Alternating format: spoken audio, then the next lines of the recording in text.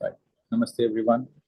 Welcome to this weekly Sajjana Sangatyam session. Yes, live from Austria. Now on a lunch break of the retreat. It's a beautiful nature, surrounded by mountains and rivers. Is my voice clear? Yeah, voice is good. So let me show a little bit about this place. Okay. How do I? Right.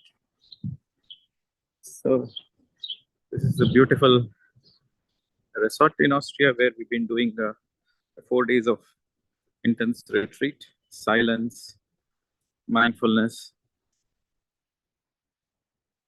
and this is the river.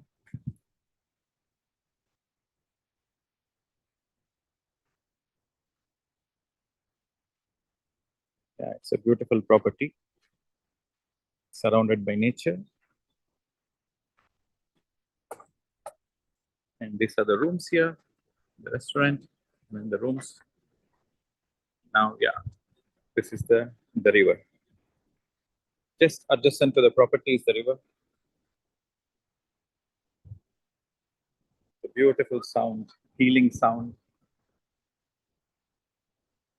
You know, we all meditated here. Amazing.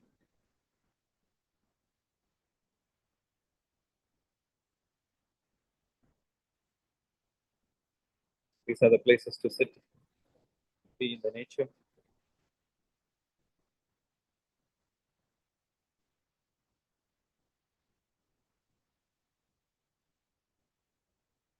It's beautiful. You can see that the river is very close to the property.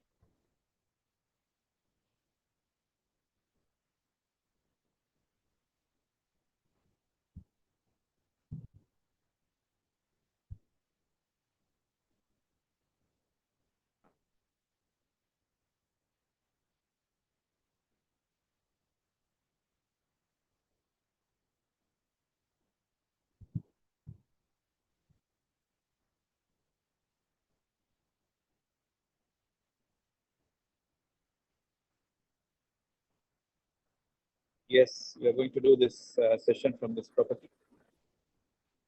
Let me go and sit in a stable space.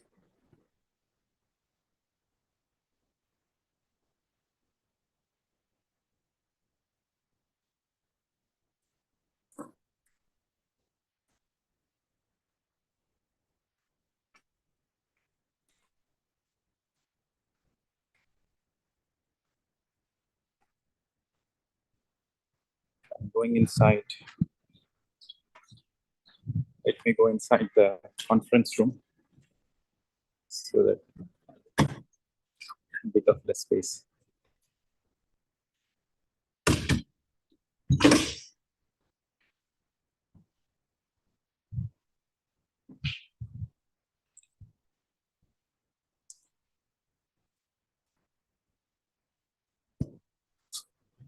Okay. So now, after being introduced to this wonderful place, let us do this session. So today's topic is its health, holistic health. Before we go into the topic, maybe I'll let you ask some questions.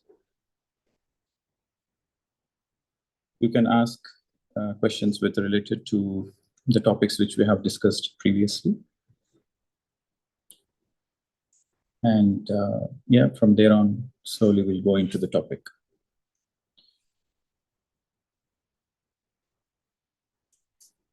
Okay.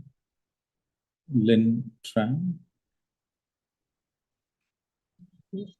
Namaste, Master. Thank you, Master. Very beautiful surrounding. I'd like to share 3 questions from Vietnamese students to you. Yes? Yes. Thank you, Master. The first question is that Um, we know that each person is a mini or small universe. So in our body, there are 7 major chakras. So I wonder, out in the universe, is there the chakras in the universe? And what can we do? How can we do to connect with the chakra of the universe? Thank you, Master. This is the first question. The answer is very simple. The more you understand about yourself, the more you'll understand the universe. Because what is inside you is what is in the universe. So the focus is on self-realization. The focus is on understanding yourself. The more you understand yourself, the more you understand that as above, so below. What is macrocosm? What is in the macrocosm is also what is in the microcosm. So your effort is to understand this microcosm, then naturally the macrocosm is understood. The second question is that, dear Master, you have shared that Reiki is a healing method that was necessary in World War II. And now, in this era, we should learn to meditate on our own, to self-heal, and to realize our lessons. We should meditate to transform ourselves and to serve, to balance our karmic accounts. So the first question of this lady is that, I learned that Reiki on ourselves is like channeling or transferring energy directly from the source to heal our energy or our etheric body. So should we learn Reiki and do Reiki directly on ourselves to facilitate more self-heal? And is there any caution in doing so? Healing, when you speak about healing, the one thing you need to understand is healing is always associated with learning the lessons. Just by channeling the energies from the higher space or from the universal space, you are redirecting the energy and you are healing. Yeah, that is a temporary relief. But when you focus on your learning lessons through mindfulness, through meditation, through contemplation, through reading books, you are learning a lot of lessons. So the more you learn lessons, the more the healing happens.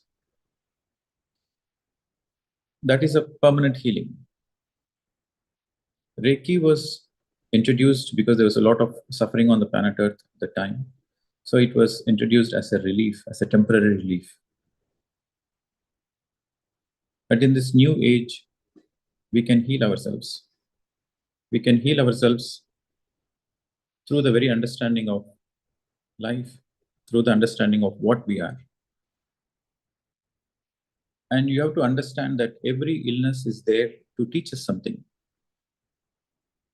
So instead of considering illness as something bad and that needs to be fixed, that is a wrong thinking or incomplete thinking. But rather understanding that everything happens for a reason. And healing is a part of learning the lessons, and simultaneously you are healing yourself, and simultaneously you are empowering yourself. So that is a holistic healing. So the answer to your question is, when you focus on Reiki, temporarily healing is possible. But when you meditate, and when you are in the spiritual path, when you are open for the expansion of your own consciousness, for the expansion of your own consciousness, then yes, you are for permanent healing. Actually, healing is a byproduct. Your focus should be not on the healing, your focus should be on the learning the lessons. When your focus is on learning lessons, healing happens naturally.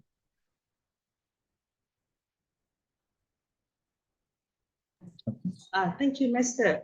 And one more question is that when you have advised us not to become a healer in any form, so if we do the Reiki on someone, we are interfering with their karma. It is true. And is there any case that when we do Reiki, to just purely support someone in the energy level and not interfere with their karmic and karma and also our karma? you have to understand one important point when it comes to healing others. You cannot do others' homework. When you do others' homework, you have to pay the price for it. You cannot do others' homework, but you can guide others to do their own homework. You can guide others to do their own homework. How do you guide others to do their own homework?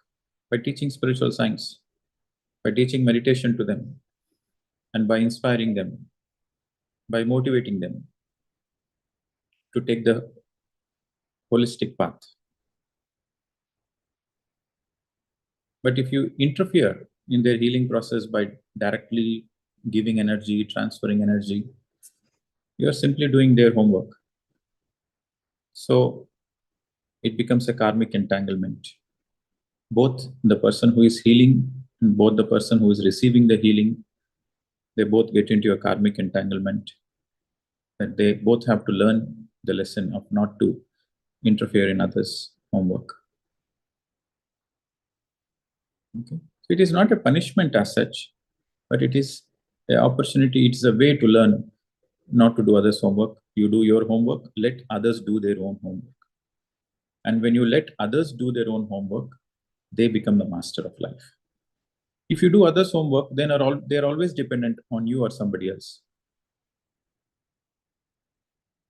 When they do their own homework, when they heal themselves through the right understanding of spiritual science, when they heal themselves, then they become masters, they become empowered.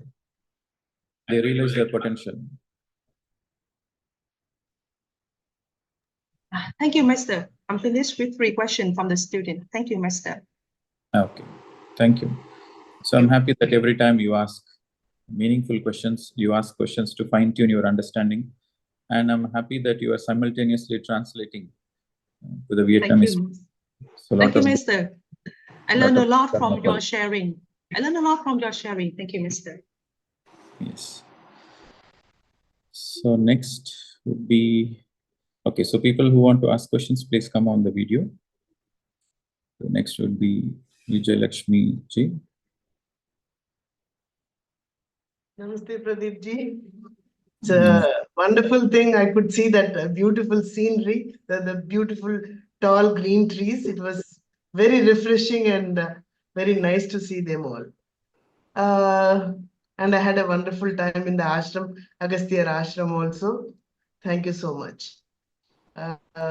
My question is, if we have to learn a lesson, can you please give some examples and tell what exactly would be the lesson we have to learn?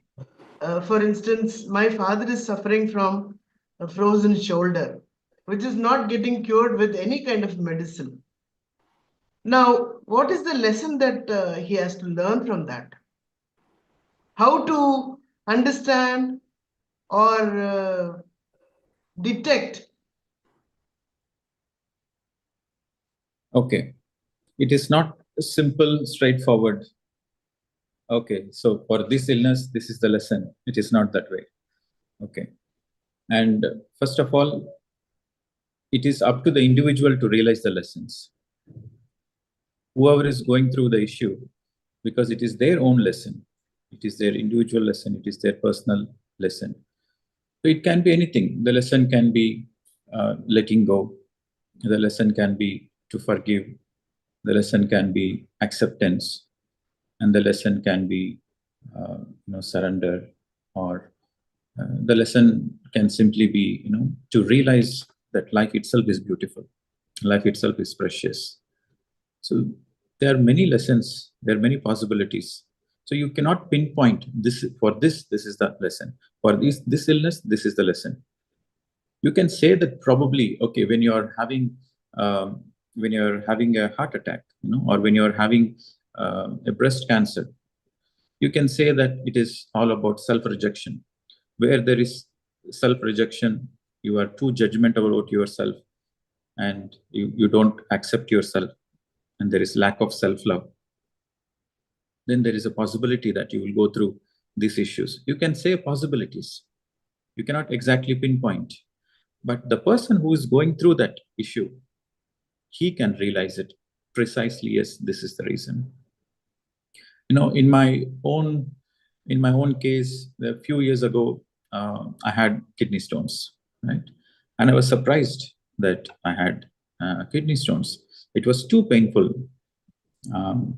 So then I was it was during the lockdown time, and I was in quarantine in Singapore, and I got admitted into an emergency. It was an emergency situation. And then the doctor said, the possibility of a kidney stone. And I know that, how can I manifest kidney stones? What is that? Immediately, I was not focusing on how to get rid of it. I was focusing on why did it happen to me? So I was focusing on kidney stones is nothing but, the residue. So residues are, okay, I'm holding some residues within me. I'm holding some disappointment within me. So what is that disappointment I'm holding within me? Because it is the physical illness is actually showing you, hey, look into it. Now you cannot escape. You have to look into it. So when I started looking into it, I was scanning in a meditative space. Then I realized actually I was holding certain resentment. Kidney stones are nothing but the resentment. I was holding certain resentment about my relationship with my father, because I was not accepting him as he is. So because I was not accepting him, and there is a certain resentment which is happening within me. So then I said, no, I have to make peace. I have to consciously make peace with him. So I made peace with him, and I really made peace with him from a heart space. And then I said, okay, let me experiment. Now I made peace with it. So let me see how the kidney stones are responding.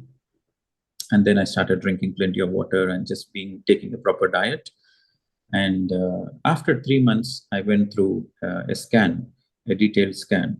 And in the scan report, the doctor asked, there's no issues at all. There is no traces. Your kidneys are very healthy, absolutely healthy.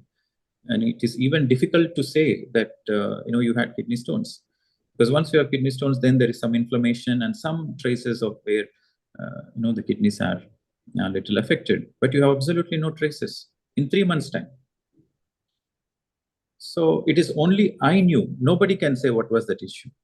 So only I can figure out in my deep contemplation, in my own meditation, I can contemplate, oh, this is what it is. So there is a book by Louis Hay, You Can Heal Yourself. That book is a good reference for you to figure out what might be the possible cause. Yeah. So yes, holistic healing is the real way. Is the only way. I would say the holistic healing is the only way. And actually, I'm happy about the kidney stones because it acted as a reminder. It acted as a reminder that you cannot take it forward. It is not good for you. So I was never bothered about it, or I was not focused on somehow I have to heal it and I have to let go of it. And I was not bothered in the physical aspect. I was more thinking from the emotional aspect. I was more thinking from the energetical aspect. So it is my example. So yeah, the book is a good reference. You Can Heal Yourself by Louis Hay. And you can use it as a reference, but still, just by reading books, you cannot pinpoint this and this. You have to be in your own surrendered state. You have to be in your own contemplation. See, how I contemplated is I really prayed to God that I really want to learn the lessons. I'm willing to learn the lessons. And I really want to be a better version of myself. I know everything happens for a reason. So I made peace with it. First, I accepted it. I made peace with it. Then I'm open for all the guidance. So that's how, out of nowhere, I got this. Oh, this is where I need to work. Okay, madam. One more question. Let's say somebody was killed in the war with the gunshot or pierced by the spear and all that. They do have pains in their next reincarnations. So in that case, how do you there is no fault of yours. You were a soldier, you went to the war and you fought and you were shot dead. Or blasted in the bomb, and that resulted in some kind of a problem in this incarnation. So how do we, that suffering or that kind of a pain, or you were strangled to death, so you have some breath problem in this life. So in that case, how do we overcome that kind of a suffering? Okay. So first is you have to understand that past is past. Past is past. Only the present is real. So you have the present moment to do something about it. And again, why it happened in the past? Is it an injustice? No, absolutely, it's not an injustice. It is perfectly the soul plan. Okay, you might ask, did the soul plan to die in war? Did the soul plan to be killed in the bomb blast or everything? Yes, everything is part of the soul plan. And sometimes the soul, when the soul chooses to leave the body, the soul chooses to leave the body in different ways to have different kinds of experiences.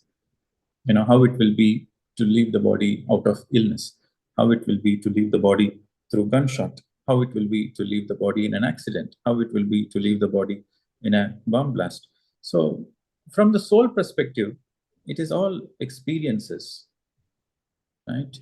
And there is no tragedy about it.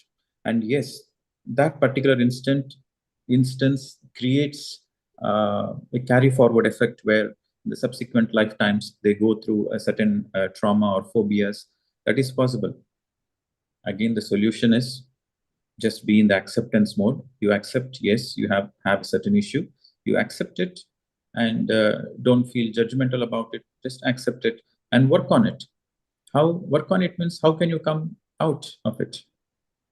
So in the process of you working on it, in the process of you integrating certain lessons, you become a better person or an empowered person.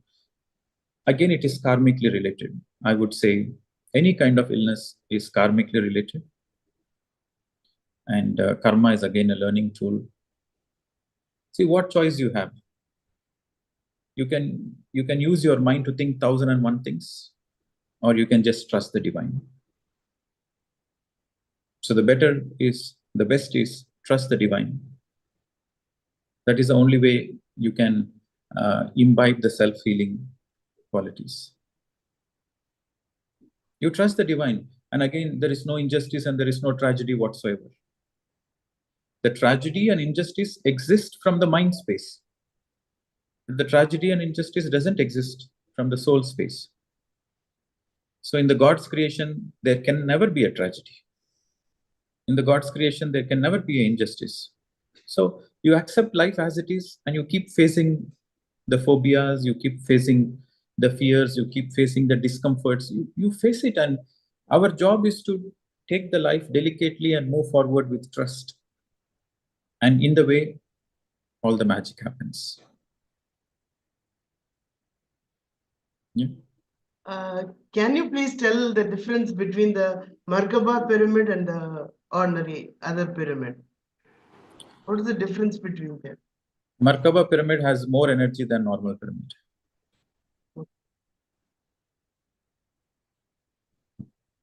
Thank you, Pradeep ji. Yes, madam. Thank you. So if you can just,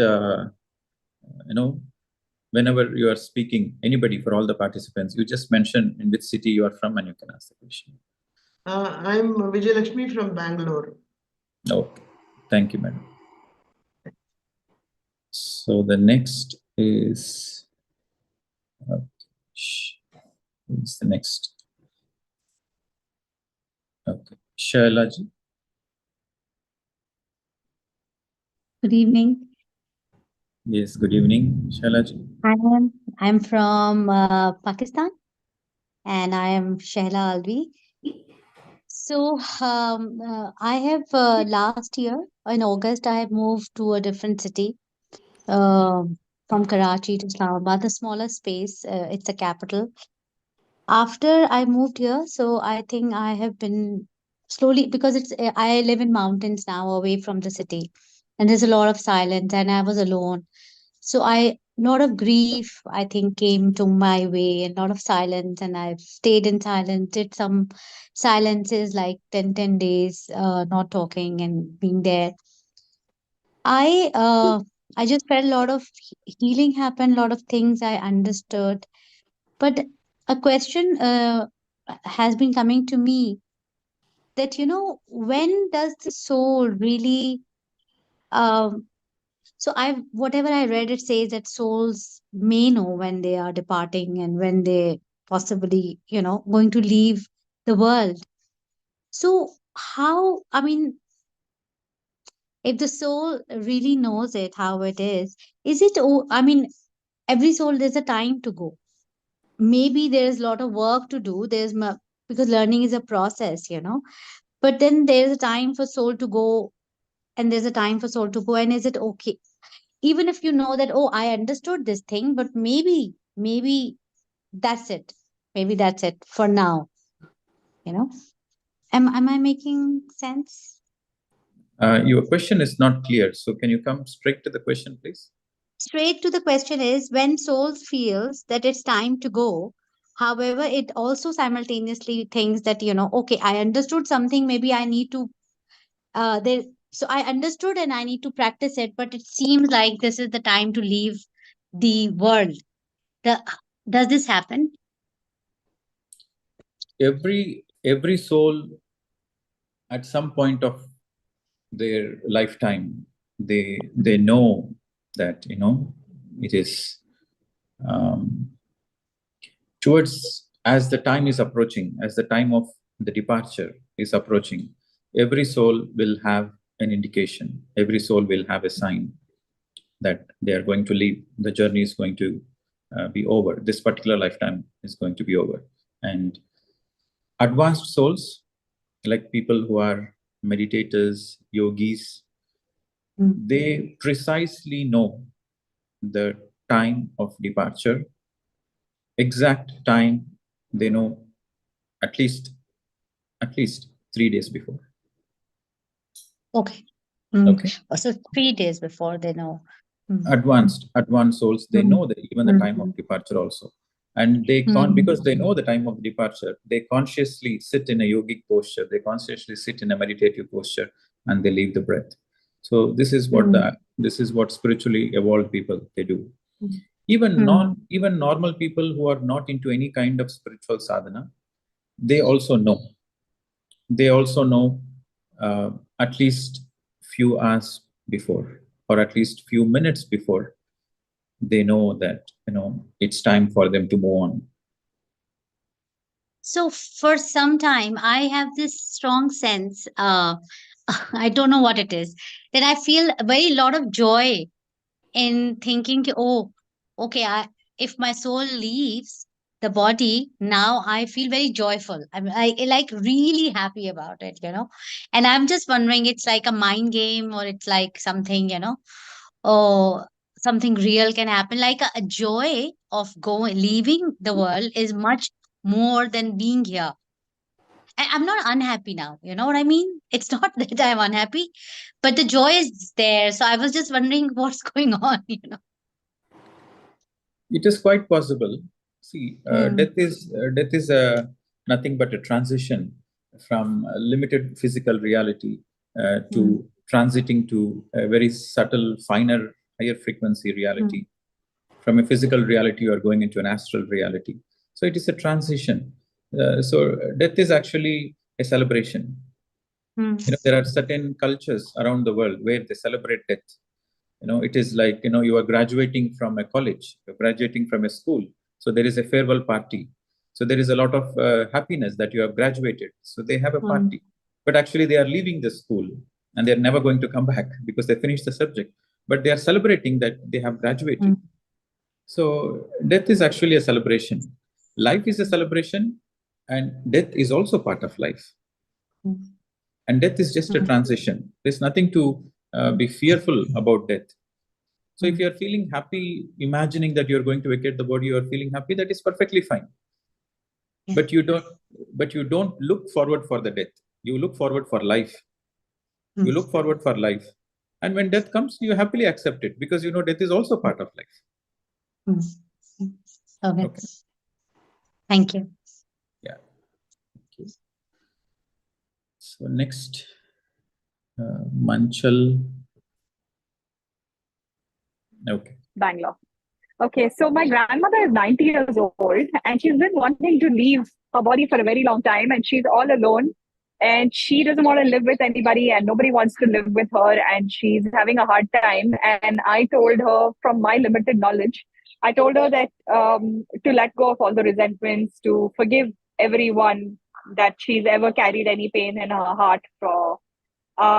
It's like, her life is going on, and like, it's not that she's enjoying life, it's life is difficult right now. There's nobody to help her. Somehow it's just not working out energetically. Nobody is able to come and be with her.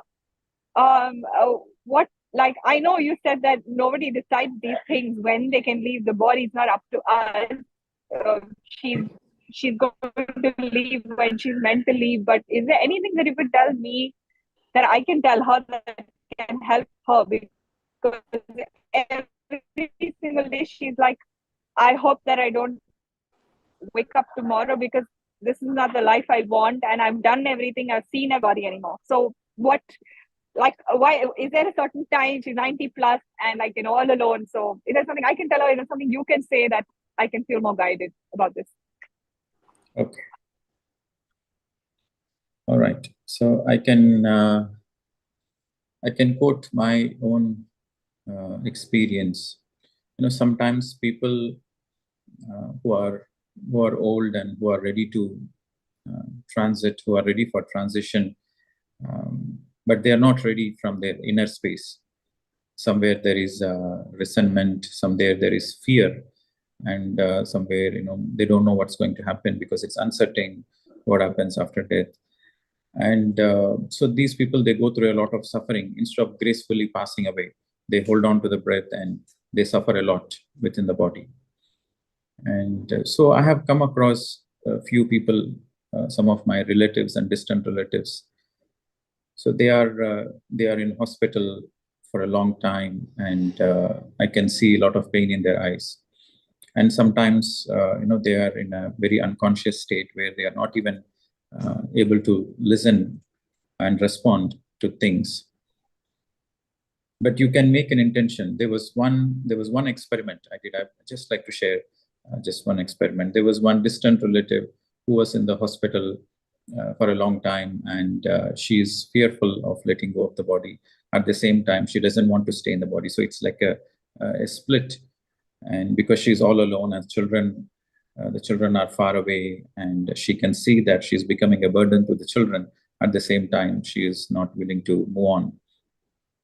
So when I met her in the hospital, so I just told my relatives that just give me 5 minutes time. I want to speak to her in person. So then everybody left.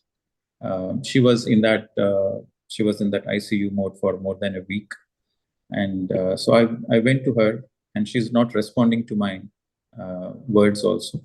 But then I told her, I know you can listen to my voice, and be assured that you are not going to be left alone when you transit. When you're in the transition, all your loved ones are going to welcome you, and it is time for you to move on. So you don't need to be fearful of the death. You don't need to be fearful of the death. And your parents, your loved ones, your friends, all your soul members, they are waiting for you to welcome you. So there is nothing to be fearful about it. And rather than you suffering here, and rather than you creating a certain atmosphere of where everybody is also going into the discomfort, now it's time. You can gracefully move on if you decide. Have the trust and move on gracefully. So these are the words I spoke. And I know that she is listening. I know that her soul is listening. So I spoke for 5 minutes. I simply spoke about the bigger picture of life. Death is not the end. You can come back again. You can have again all the beautiful experiences, whatever you want. You can have it. You can have as many lifetimes as you want. And also I said, the earth is a temporary place. The permanent home is in the higher worlds. And the permanent home is much more beautiful, much more vibrant. So I spoke just the bigger aspect of life. And then I came out of the room. And so then as I came out of the room, and I think half an hour later, so the doctor said that there was a lot of smile in her face, and she left her breath with a smile on the face. So she was struggling for 5 days in the ICU. So when I spoke these words and I came out, within 15-20 minutes, she happily exited with a smile on her face. So what we can do is speak the truth. Speak the truth and encourage them, give them strength that death is not the end of it. And also, they look forward for meeting their loved ones, actually. So actually, she's not scared. So that's the strange part. I guess maybe what you shared subconsciously, she could be, but for the last 10 years, she's been saying, I'm ready, I want to go, and there is nothing for me here left to experience, and she's not afraid of death, but maybe subconsciously she is, like what you said. So is it right for me, because you talked about energy and karmic entanglement, is it right for me, because she keeps saying pray for me to go, is it right for me to pray for her to go? Because I'm not the one to say that I want to hold on to her if she's ready to go for so long and not enjoying her life in a tough space, all alone. Is it right for me to do that, to pray? See, you can see a contradiction. She's saying that she's ready to go for 10 years, but she's not ready. So the words say something else, the intentions are something else. To your question that is it the right thing to do? It's always the right thing to speak the truth. It's always the right thing to speak the truth, and you are not asking them to leave, but you are speaking the truth and they can make their own choice. So in my case, where all the organs are failed and she is in ICU, and there is no point in dragging on the life. What is the truth that I can speak? What can I tell her? You can say, if you really want to go, go. Don't be fearful. That's all. And can I pray for that, or is that not right? Yes, prayer is good. Prayer is good. Prayer simply means you are sending good wishes. Prayer is good. I'm just saying, if she wants to go, take her. So is that wrong karmically for me to do that? See, your intentions matters. You are not interfering. So there is a difference. You are not interfering. You are just wishing good. You are wishing well. Yes. Yes. That is fine. Oh, thank you. Thank you so much for answering the question. Thank you. Yeah, so it's a delicate topic. Yes, Madhaviji. I know you make sure every week you come on and you ask the same question in different ways, but the answer will be the same. So good afternoon, and good afternoon for all.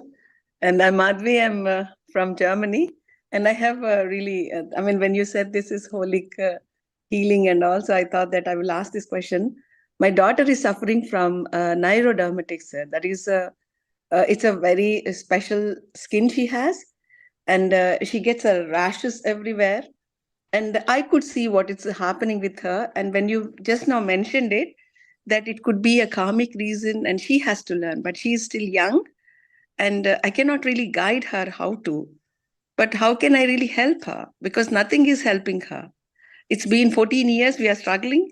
And I think that is one of the reasons also I want to get her to the retreat, and really me and my brother and she, so that we really understand what is really going on with all of us, because this is not healing, I would say. So how can I help? And you said that I should not heal. And so can you suggest me? Okay, sometimes, small children going through certain illness, it's not only their karma, it's also family karma. Because the children suffering also affects the parents and the family members and the siblings and everybody. So not all the illness, yes, primarily every illness is their individual karma, but sometimes it is also the family karma. So you are asking the question, how can I help my daughter? You can help your daughter by you becoming strong. you becoming strong and you accepting life as it is. So children learn from seeing their parents. So when you are strong, when you are accepting life as it is, and when you are moving forward in life with great strength and determination, in spite of all the challenges, so that gives an inspiration for her. So that is how you can help her. You can help her by you being stronger and you being a good example of how to move on in life in spite of all the challenges. So that is the greatest support you can give to your daughter as a mother, by helping yourself.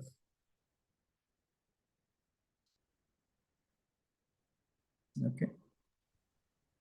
So I have one more question, sir, regarding Yes.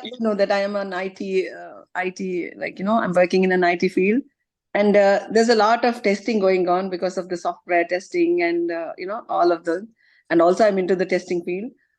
And most of the people, they don't listen. How do we make other person to listen? That's really a challenging sometimes. Yeah, people sometimes they listen, sometimes the people they don't listen. But I want everyone to listen so that the task is done. So how can I really make them, or how can I really inspire them to do that task? It's not my task, it's their task. Can you help me out here? Thank you. What are the kind of questions I'm getting in? All right. So the answer is very simple. Speak beautifully, because people like beauty. When you speak beautifully, when you speak constructively, when you speak positively, when you speak in an inspiring way, everybody wants to listen to you. Okay. All right. So I think we'll go into, yeah, that's a very valid question. What you asked is, how do you make sure another person listens to you? How do you make Yes, sir. sure other person listens to you is when you speak meaningfully, when you speak sensibly, Yes, when sir. you speak beautifully, then everybody wants to listen to you. It is the art of speaking. And this art of speaking comes, it is voice is an expression of your soul. Mm-hmm. So the more you radiate the beauty, the more you are, we're all beautiful souls. Mm-hmm. But it is just the fine tuning, I was teaching the same in the session today for the Austrians. Use the power of your word in the direction of love. Mm-hmm. Your words are very powerful. So use the word in the direction of love. Then everybody wants to listen. Yes, sir. Understood, sir. Thank you. Very good question. And very good answer, sir, actually. I will practically implement and I'll tell you, sir, again. Yeah, because I have 15 countries, and when we test around 160 people all around, they will be testing. And to inspire 150 people, like approximately, I need to be so much, So if I be good, then I think the things go good. But it's a very beautiful answer, sir. Thank you. I will make it out. Thank you. Yeah, thank you. So now let us, I think the questions are finished. Okay, good. So now today, let us discuss something about holistic health. Holistic health. What is holistic health? Health is not only physical, health also includes your emotional health. It includes your mental health, your intellectual health, and also your spiritual health. So your physical health, your emotional health, your intellectual health, right? Intellectual or mental, both are the same, and your spiritual health. So combinedly, it becomes holistic health. And only when you're healthy within the body, you can do whatever you want to do. So your physical health is actually the result of having a good spiritual health and having a good intellectual health and having a good emotional health. So when you have a balanced emotions, when you have the right intellect, when you have the right understanding of life, spiritual aspect of life, then naturally it results in good physical health. Spiritual health is the root. Imagine a tree. Spiritual health is the root, and physical health is the fruit.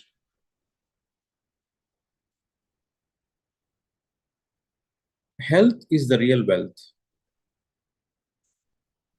Health is the real wealth.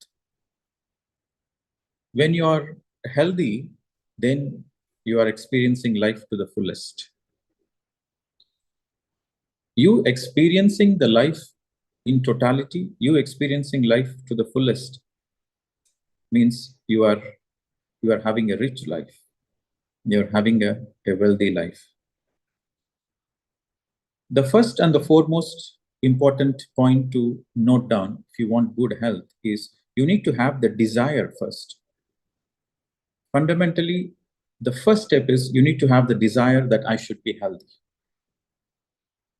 And you need to have the willpower, Ichha Shakti. You need to have the willpower that I want to live a healthy life. I want to live a meaningful life. So, Ichha Shakti or willpower plays a very, very important role. We get whatever we want in life. Our life is like a canvas where we can paint whatever we want. You want good health? Of course, you will get good health. So you need to have a strong desire, willpower that I want to live a healthy life. Most of the people who are not healthy, they have conflicting desires within them. They have self-sabotaging thoughts within them. So when they have the self-sabotaging thoughts and emotions within them, they can never be healthy. So you need to have a very strong willpower that you need to be healthy, number one. And after Ichha Shakti comes the Jnana Shakti. Jnana means wisdom. Okay. Now you need to make efforts to see what is the right understanding of health. Healthy food. How can I consume the food in a healthy way? Plant-based foods, number one. And number two, always eat according to your hunger. Don't overeat. So this all, it's a science. Okay. It comes from your jnana. Okay. So you need the right intellect to understand the food science. So health is a science. Again, food is also a science. So the healthy science says, take care of your body. When it comes to take care of your body, the right intake of the food. The right intake of the food is plant-based food, number one. And number two, eat according to hunger. And number three, always see our body is more than 70 to 80% of our body is water. So drink plenty of water in frequent intervals. And there is something, we can learn from the nature. You see the birds, you see the animals. So they go through a 12 hours fasting. The birds don't eat except for the nocturnal birds, but in general, the birds, they don't eat after the sunset. So there is something called a 12 hours fasting. So that means if you start your breakfast at 8 o'clock in the morning, then you finish your dinner before 8 p.m. 8 a.m. to 8 p.m. or 7 a.m. to 7 p.m. So then the whole night you are in fasting. Okay. So when you do this fasting, 12 hours fasting, you can do this every day. You can make it to a point that, okay, I will not eat my food after sunset. That is a healthy way of disciplining yourself. You can try this experiment, 12 hours fasting. And you can drink as much water as you want, and you can take any liquid foods if you are hungry, but don't take any solid foods. So that is a very healthy thing. And the other aspect is the cooked food should be consumed within less than 3 hours. Food should be eaten always hot and should be consumed within 3 hours after cooking. If you're cooking the food in the morning and you are eating in the evening, then the energy of the food is very low. So this is all about food science. Okay, the prana keeps reducing. The prana energy in the cooked food keeps reducing. And also the hands which cook matters. Before you enter the kitchen, you should always take shower and meditate for a few minutes and then go into the kitchen and cook mindfully. then the food has more energy. Okay. So this is how you discipline yourself when it comes to food habits. And this is part of holistic health. Eating the food in the right way, in the right time, and eating the right food, the right way, the right time. It's part of food science. It's a holistic health. And also, whenever you are going through a certain heaviness in your body, or you are feeling discomfort in your body, or emotionally you are not feeling good, always go for fasting. You know, there is a saying in Sanskrit, Lankanam Parama Aushadam. Lankana means fasting. Parama means the highest. Aushadam means medicine. Fasting is the greatest medicine, or fasting is the highest medicine. So once in a week, you should practice fasting, minimum. Once in a week, you be on the liquid diet. Don't consume any solids. And your body has a natural mechanism to release the toxins. So how does the body release the toxins? When you give proper rest to the digestive system. You give proper rest to the digestive system means don't consume any solids. Just you can be on liquids, you can be on juices. So the more you are on juices, the more the digestive system is getting some rest. So whenever your digestive system is getting some rest, naturally your body releases all the toxins. So that is a detox process. So naturopathy and Ayurvedic science, they emphasize on fasting. Okay. And how you eat your food also matters. You eat your food mindfully, then you are in the direction of holistic health. Always food while cooking, it should be mindful. While eating also, it should be mindful. Any food you eat mindfully, you absorb maximum nutrition from the food.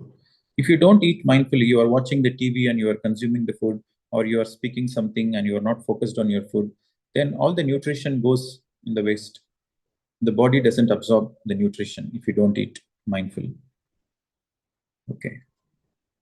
And regular exercise. When it comes to health, it's not only about food intake, it is about how you keep your body. Regular exercise, at least 2 to 3 kilometers of walking every day in the morning. Minimum 2 to 3 kilometers of walking is a must. Or any exercises, yoga exercises, or spending time in the nature, walking barefoot. When you go to a beach, or you are in the nature, you are in the forest, or you're in the rocks, the hilly area, walk barefoot as much as possible. That also helps you to, because there are a lot of nerve endings in your feet. So when you're walking barefoot, so these nerve endings, they get triggered, they get activated, and it helps in the balance of the pranic energy, the chi energy. So walking barefoot and spending more time in the nature, detox, regular detox, daily exercises. Regular exercises means daily exercises. So all these things contribute to the physical health. And coming to the spiritual health is very simple. You accept that you are responsible for your reality. With that very responsibility, with that very acceptance, you become a spiritual person. The difference between a spiritual person and a non-spiritual person is spiritual person takes responsibility. And a non-spiritual person always blames another person. So if you want health, health is in your hands. When you take that responsibility, then you are having the right spiritual understanding. Okay. So any kind of illness you are going through, or any kind of dis-ease, or any kind of discomfort you are going through, you have the simple understanding.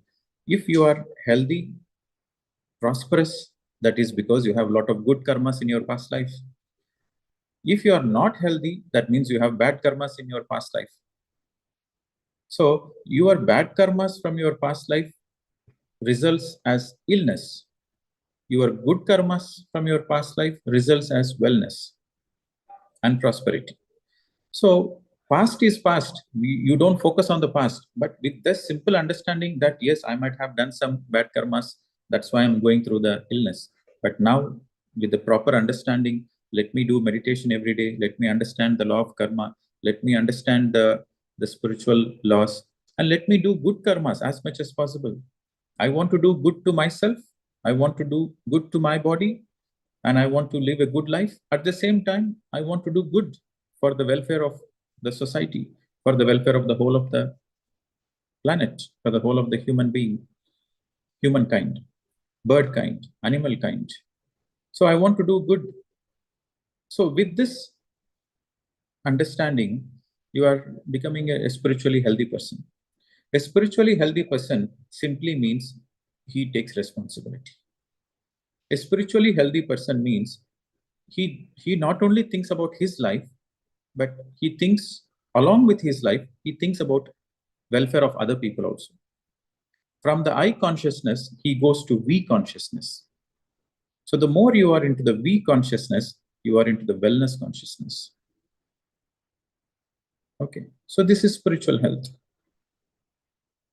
And when it comes to emotional health, this is very important. Now, when it comes to emotional health, you have to understand that your emotions are very, very powerful.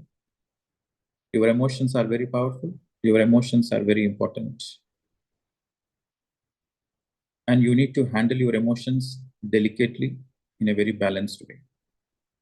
Balanced way means don't get into the extremes. Don't get into extreme rejection. Don't get into overindulgence. Don't get entangled with your emotions, and don't try to suppress your emotions. Don't get into the extremes. Maintain a certain balance. The first point when you are dealing with your emotion, the first point is to accept that your emotions are very important, and when your emotions are very powerful. It's important and it's also very powerful.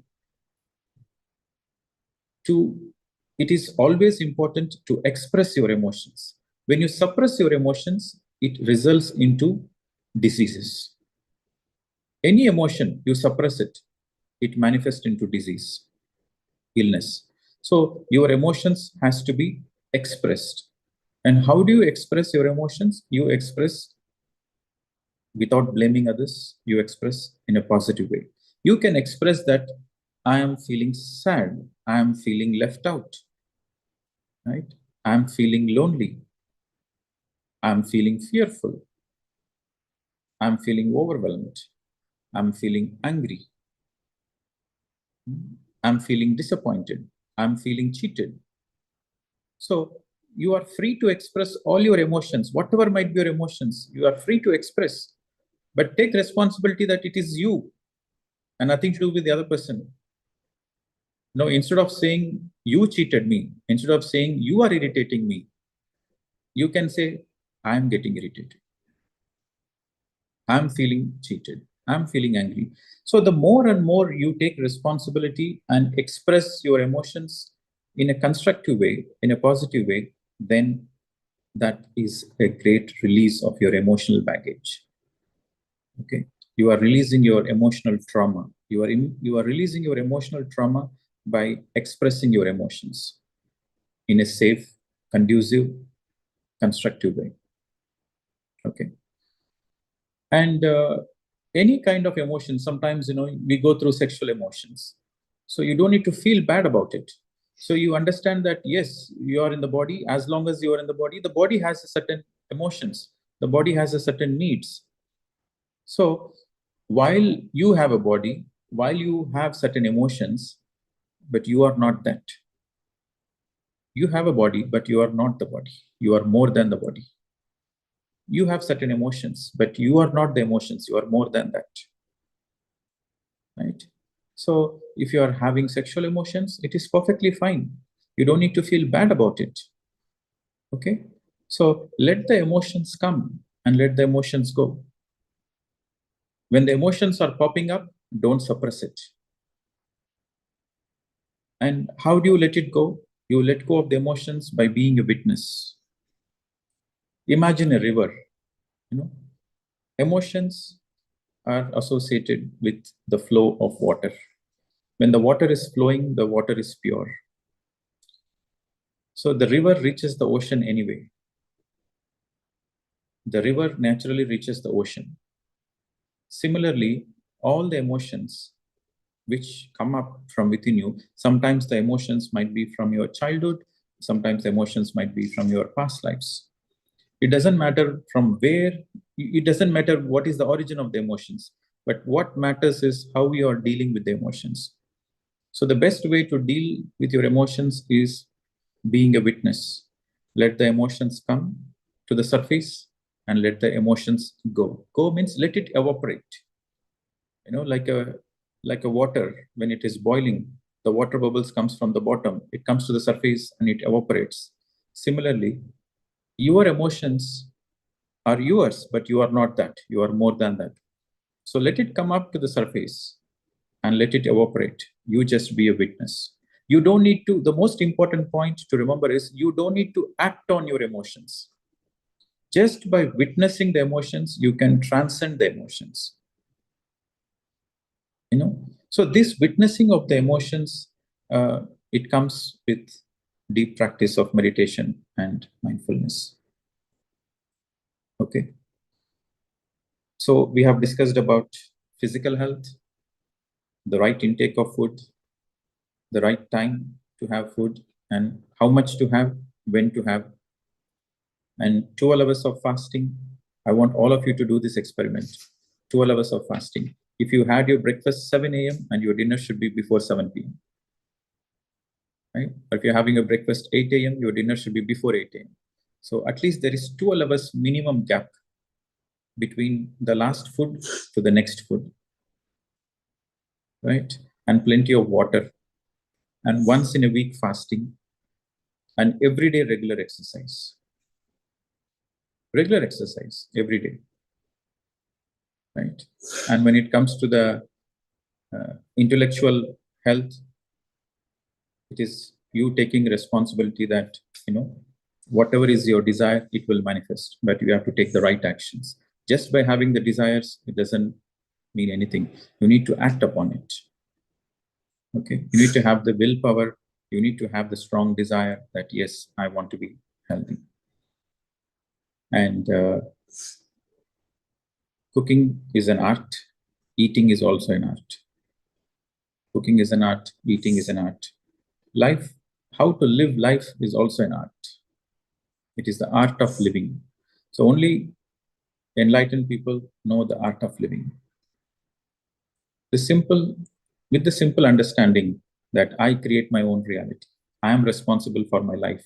With this simple understanding, you can make your life a beautiful painting. The art becomes beautiful. There is no more blame games. There is no more ugliness. There is no more comparisons. There is no more judgments. There is no more criticism.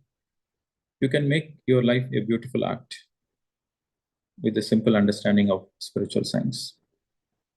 Right? And we have discussed about the emotional health as well. Emotional healing is very important. Being in nature, being in silence, practice of mauna, and being in the nature, spending more time in the nature. And you know, you can do this experiment. Whenever you are feeling emotional, just go take a quick shower. Immediately you feel relieved. And long showers is also very good thing. Take a long shower. Whenever you are feeling emotional, take long showers. Minimum 20 minutes, a long shower. So you feel rejuvenated. You feel emotionally healed. Okay. So I can quote on and on. And there is something interesting that, you know, the first questionnaire, the first person who asked the question is, how do I know what lessons are? You know, something related to the soul lessons. Maybe at some point of time, you know, I'll start the sequence of soul lessons and perfection. How do we perfect some of the aspects of what we learn? All right, so I think we are exceeding the time, so I need to go now. Okay, we'll take one last question, Indraji. So with this question, we'll conclude the session. Thank you very much, Pradeep ji. Can you hear me? Yes, sir, I can hear you. Okay. My question is, what is really the difference between emotions and feelings? Am I right in believing that emotions are the reactions in our body or in our physical being of the feelings or the what we feel in the heart? Where you are from, sir? I know you are from. Oh, yes, I know sorry. where you're from, for the audience. Yes. I'm Indra. I'm from London, originally from Sri Lanka. I live in London, yeah. Okay, wonderful. So you asked a very beautiful question. Okay. It is, if your feeling is what you feel in your heart, it's simple English. Feeling is what you feel in your heart. And if you're feeling, imagine you add kinetic energy to your feeling, like your feelings becomes intense. You add energy to your feeling. If your feelings becomes intense, becomes your emotion. So your emotions are your energy in motion. Yeah. So feelings intensified is your emotion. Sometimes people say that I feel good in my heart. Yeah? That's a feeling. But if that feeling good is intensified, then you have tears in your eyes. So that is an emotion. You got it, Indraji? Yes. Thank you very much, Pradeep ji. Thank you. That's a very clear explanation. Thank you very much. Yeah. But we all seek intense emotions. This is one of the reasons the soul has incarnated. The soul wants to experience all kinds of emotions, right? And yes, it is very nice. And probably from next week, we will start a sequence. Yeah, we'll make an announcement soon on the WhatsApp group. And also, I would like to say on this note, because we are speaking about health and holistic health. There is this retreat happening the end of November and end of December, the last 10 days of November and the last 10 days of December, a 10 days retreat. So in the retreat, we are focusing on the holistic health. The diet will be a detox diet, and there will be intense silence. And the silence is a great emotional healer. And there will be a lot of practical spirituality, like there's more of wisdom sessions and how to integrate the lessons. Practical spirituality is nothing but when you integrate the spirituality in your day-to-day life, it becomes practical spirituality. Right? And so there will be intense meditation, like there will be there's a lot of mental healing, and there is a lot of physical healing in terms of detox. There is a lot of emotional healing because we go through an intense silence, right? And we fine-tune our spiritual understanding as well through our own meditation. And we also connect a lot with the nature. November, December will be the best time in Agastya Ashram. Pleasant weather, so a lot of birds, from peacocks to woodpeckers, so a lot of beautiful birds. So we will connect with the healing sounds of the birds. And also, yes, we would like to create a water fountain soon. That is the next project. So we will recreate a waterfall, an artificial waterfall. We'll recreate so that there is this water energies which is continuously healing. Because when I came to this place in Austria, I saw that wow, the river, the sounds are very healing. It's very meditative. So the first thing I got is, okay, I should do something in the Agastya Ashram where the water is continuously flowing and it creates a certain healing vibration in the ashram. So that project will be ready before November. Okay. So whoever is guided to take part in the holistic health, see, this is the best gift you can give it to yourself. Okay. So good things has to be spoken. Don't think I'm marketing it. I don't believe in marketing. But the good things has to be marketed. The good things has to be spoken. So investment in this retreat, in terms of money, in terms of your effort, I know you will be coming from faraway countries.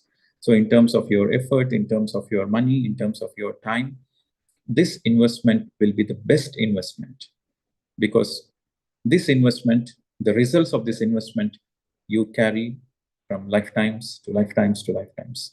It's not only for this lifetime. The benefits you will carry along wherever the soul journey happens, wherever, in whatever the dimension the soul goes, these integrations, these beautiful experiences you will carry with you. Okay. So it is my recommendation that you please enroll for this retreat. And see, one thing I want to be clear, that money should not be a barrier for you to experience this intense retreat. If you really cannot afford, if you really cannot afford, and you are sincere towards your evolution, you are still welcome. You don't need to contribute just by money. You can do voluntary work. You can do voluntary work. You can be part of the development of the ashram, right? So you can support in any way possible, but there is no free lunch, because there is no concept of free. What you deserve, you have to pay for it. Then only you know the value of it. Okay. So I can say that, yeah, it is a free retreat, but somebody else has to pay for it. So better you take charge for what you want in life. If you really cannot afford, you are still welcome. Money is never a criteria. You can compensate it by doing voluntary work. In whatever skills you have, you can do the voluntary work. Or you can say that I'm really sincere, I cannot afford time, and I cannot do voluntary work, I cannot pay money, and but I want enlightenment. That doesn't match.